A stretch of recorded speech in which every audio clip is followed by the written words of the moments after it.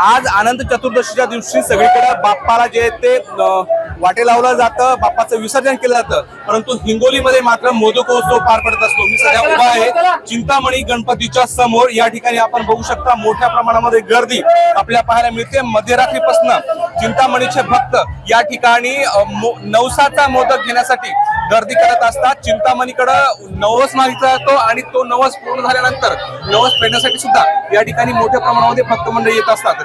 संपूर्ण महाराष्ट्रभरातून भक्त मंडळी आजच्या दिवशी चिंतामणीचं दर्शन घेण्यासाठी येत असतात। तर आपण या ठिकाणी बघू शकताय ही जी रांग आहे ही पलीकडे साधारणतः 3 ते 4 किलोमीटर इतकी दूर पर्यंत आहे।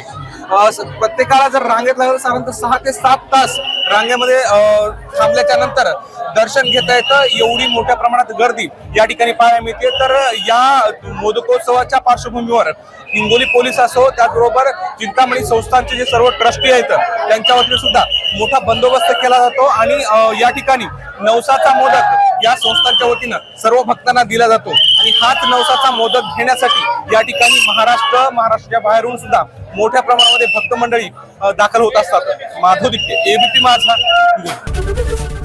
एबीपी माझा, उघडा डोळे बघा नीट।